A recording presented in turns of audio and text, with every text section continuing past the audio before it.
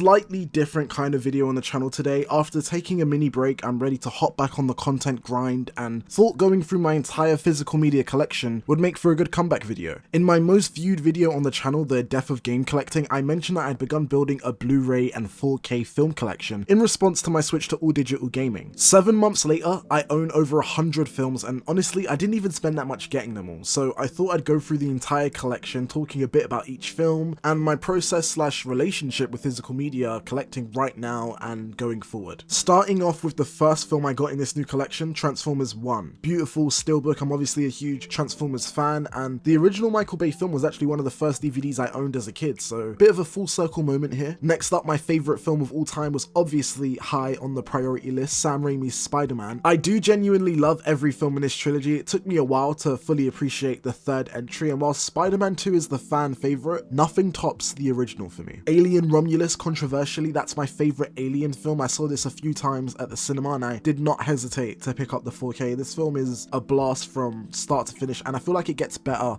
every time I watch it. Next up, circling back to Spider-Man with the Spider-Verse films. These are easily the most visually ambitious films I've ever had the pleasure of seeing on the big screen, and if they stick the landing, it's automatically going to be the greatest film trilogy of all time for me. Across the Spider-Verse is currently tied with Superman for the most times I've seen a film at cinema, 3 times. Kinda like the number of times Nolan delivered a phenomenal Batman movie. I don't have much to say that hasn't already been said. Is any film collection really complete without these? I don't know. After the first Spider-Man film, Coraline holds my runner-up favourite film of all time spot, and it remains my favourite animated movie ever made. Laika are truly the kings of stop-motion animation. Mean Girls is, in my view, the most quotable film of all time. 10 out of 10, 2000s teen comfort food film right here. The current king of film trilogies remains Peter Jackson's Lord of the Rings, and a very small part of me doesn't want Spider-Verse to stick the landing just so that this magnum opus can remain undisputed. Circling back to King Raimi with an Evil Dead entry, although this one was made by the guy who made Alien Romulus. 2013's Evil Dead is my favourite entry in my all-time favourite horror franchise. I love this film so much. Teenage Mutant Ninja Turtles Mutant Mayhem. This is my favourite Turtles movie, and my excitement levels for the sequel are extremely high. Besides the OG Turtles 3, I love all these films, to be honest, and I really hope they call it Ninja Nightmare, the follow-up to this one. And then they should call the third one Turtle Takedown. I'm just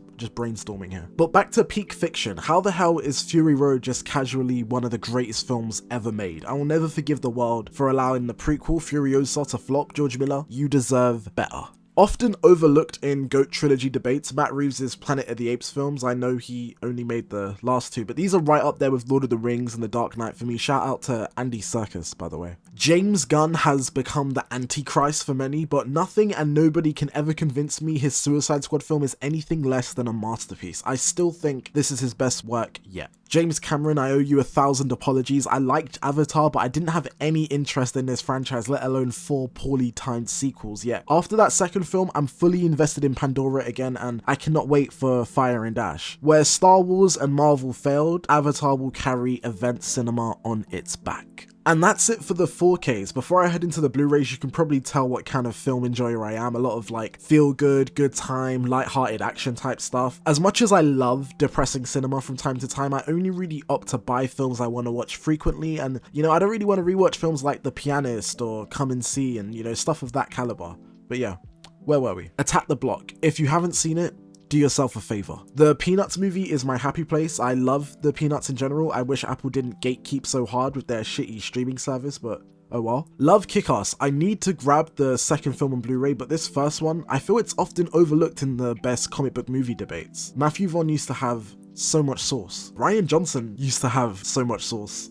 Whiplash. I remember watching this back in 2014. It was low-key my gateway drug out of the film bro asylum. So great film. It still holds up. I Am Legend. This is one of those films everyone just kind of owns on Blu-ray and DVD. It's not like a masterpiece, but I've grown to appreciate it a lot more. What this film kind of set out to do, I feel like it's a bit underrated. The Sorcerer's Apprentice. I saw this at cinema for my birthday and I loved this film as a kid, but upon rewatch, it really doesn't hold up. There's not really a lot going on here. It starts strong enough, but it's just kind of an movie. I do wish it got a sequel though. Dread. Wow, what a film.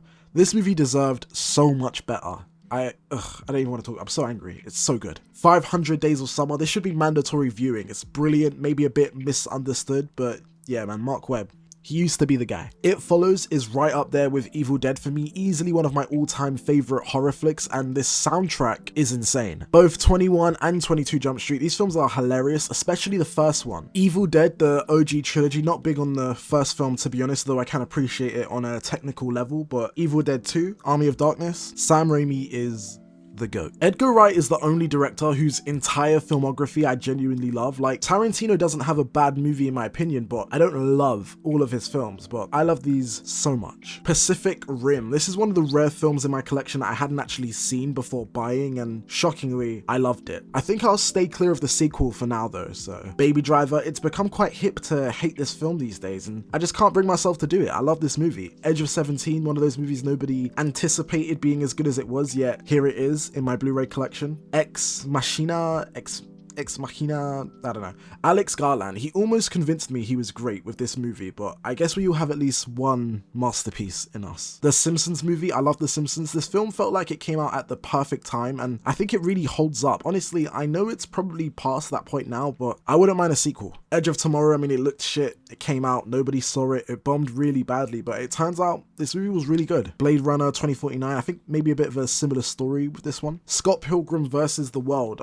Loving this film is strangely a red flag for a lot of people. The cycle from flop to cult classic to overrated, it's kind of funny to watch it all unfold. Les Miserables, good songs. Anne Hathaway, she secured an Oscar with like 5 seconds of screen time, so yeah, that's pretty cool. The Wrestler, I do believe this is Mickey Rourke's masterpiece. Had Jon Favreau had more creative control, then Iron Man 2 would have been his masterpiece, but here we are. The Wrestler's good. Cloverfield, Matt Reeves, man, I don't love this film as much as I remembered loving it as a kid. I should mention, many of the films in my collection, they're straight up just me repurchasing movies that I used to own on DVD growing up, so that like DVDs that got lost to time and whatnot, so this is one of them, and honestly it was a bit jarring to rewatch Cloverfield. It's kind of an annoying film to go back to because of the shaky cam. But I am still huge on the sequel, 10 Cloverfield Lane. I have not watched Cloverfield Paradox. Drag Me to Hell, I think this was Raimi's last great film, so yeah, it's been a while, but I know he's still got that sauce in him, so hopefully soon. And Shane Black's The Nice Guy, such a shame this never got a sequel, easily my favourite film of 2016. Little Miss Sunshine, had to opt for the steelbook for this one just to emphasize how much I love this film. Juno's phenomenal, but Hellboy might just be my top 5 favourite film ever made. It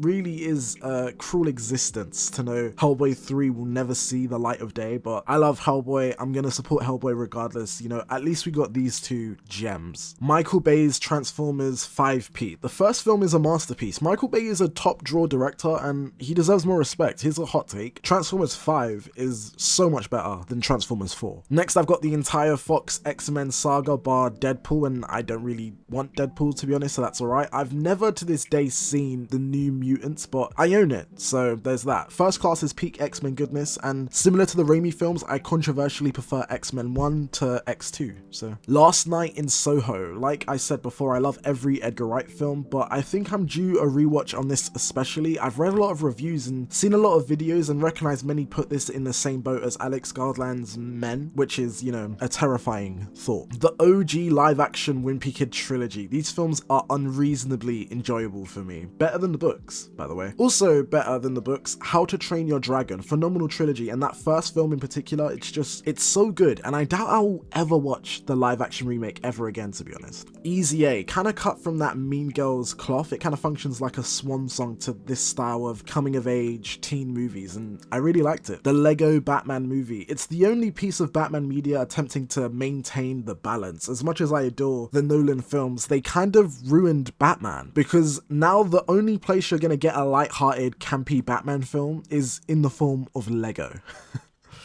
TMNT for many years was my favourite film in the series in the name of balance. Tonally, it was more consistent with the original live-action film, and I loved that. Also, that Raph versus Leo fight, that still peak to this day. The Bay-produced Turtles duology, you know, I have a good time with these. Paranorman, Box Trolls, and Kubo to complete my Leica collection for now. I don't think I want the missing link. Cabin in the Woods, are you really a horror fan if you don't love this movie? Green Room, RIP to dude, this movie is insane, I love it. The complete Craig Bond era collection collection. He is my favorite Bond. I'm due a marathon of the entire franchise, but as things stand, Casino Royale is the best. Where the Wild Things Are. Kinda hated this movie as a kid, but I grew to love it as an adult. Scooby-Doo 1 and 2, that's 90% of my childhood right there. So please, James Gunn, give us a third movie. It's not too late. I know the cast hate these films, but I don't care.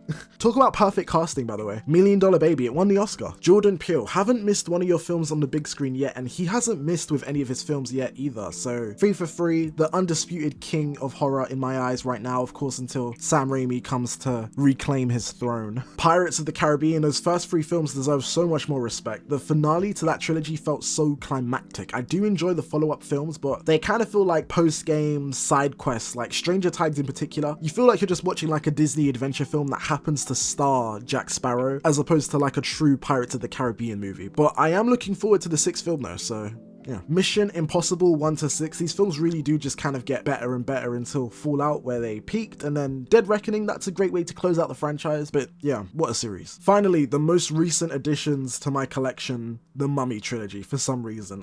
I honestly don't think I've ever sat down and watched the 3rd entry from start to finish, but here we are. But yeah, pretty much every film in this video is one that holds a special place in my heart. A lot of nostalgia picks and films that I used to just watch religiously growing up that I still love, and I still have a lot of films I still need to add to this collection, but yeah, I've kind of run out of space like storing all my Blu-rays, so for the time being I'm just putting it on hold, but that's all I got. I feel like my collection, it says a lot about me. What say you guys? Hopefully you enjoyed watching the video. We are back in business.